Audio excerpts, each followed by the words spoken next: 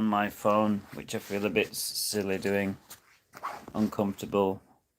Here we go. This is a continuation. The fire was popping and crackling, and they both leaned over it and warmed their hands.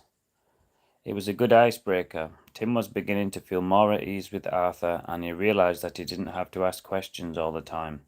He didn't want to pry into Arthur's life. He was obviously homeless, but he seemed quite happy about it. Timothy was pleased that he had a tent. He would have been very worried to see Arthur sleeping out in the cold. Arthur was dressed in military uniform, and it was obvious to Tim that he had been in the army and that he was a survivor. After a while, the sky was getting darker, and Timothy had to say goodbye, and he felt guilty leaving poor Arthur in the cold, lonely woods. But he was glad that he had made a new friend. "See you tomorrow," said Tim, and Arthur grinned, and he saluted him like a proper soldier. He's funny, thought Tim, and he felt a surge of warmth inside him. It was happiness.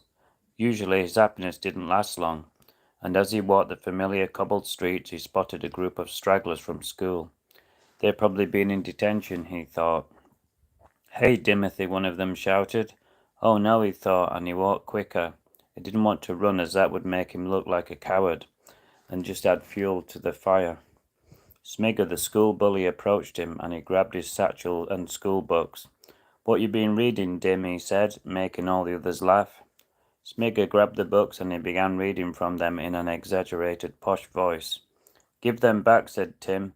"Don't think so," said Smigger, and he creased up the pages, and he dropped one of the books into an oily puddle. "Oops," he said, and his gang all laughed as if it was the world's funniest joke.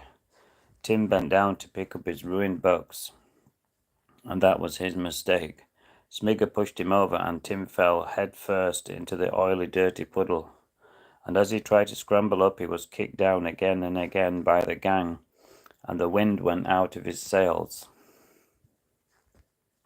Tim decided that it was easier to stay down than be kicked even more. "Bye for now," said Smigger, to the delight of his laughing mates. "Enjoy your books," he said, as a parting sarcastic coda. When Tim realized that they had gone, he picked himself up and he tried to rub the dirt from his knees, and there was a hole in his trousers, where a red scab was forming and blood was dripping down the inside leg of his trousers. Tim wanted to cry, but he didn't want to give them the satisfaction. He walked home slowly, and his leg was stinging as if it had been stung by 1,000 bees, and his face was grazed. He was very miserable. As soon as he arrived home, his mum ran over...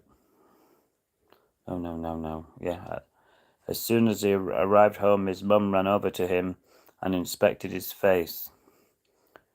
I'm not sure if I should have put that in. If his mum's still in the story, I'm a bit confused. His dad, Stan, was busy reading. Alf was reading as his mum... Oh, God. As his mum began fussing all over him. "Hi, I hope you can hear me."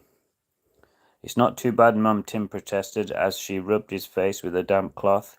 "You should learn to look after yourself," his dad said over his newspaper. It was true, but it wasn't helpful. "I should take you for boxing lessons," he said. "Shut up," said Beryl. "He's a sensitive lad. It won't do him any good." Tim began to get angry inside. No one could tell, but it was like a giant wave crashing on the shore. Anger was building inside him and getting bigger and bigger. Hello, viewers. He didn't know it. He was sensitive, but he was also passionate, and that was the problem. He had no release valve.